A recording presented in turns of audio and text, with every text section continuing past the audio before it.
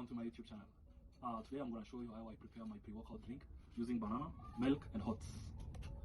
Here we go. So just remove the peel and drop, and then another peel and drop.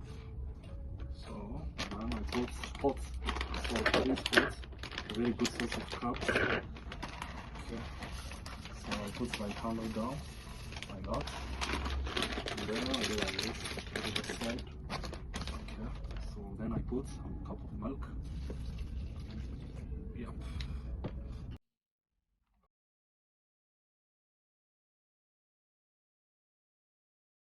Ready. Okay, let's see.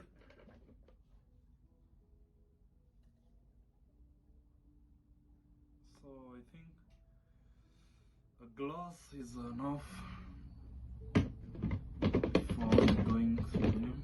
So let's have a sip.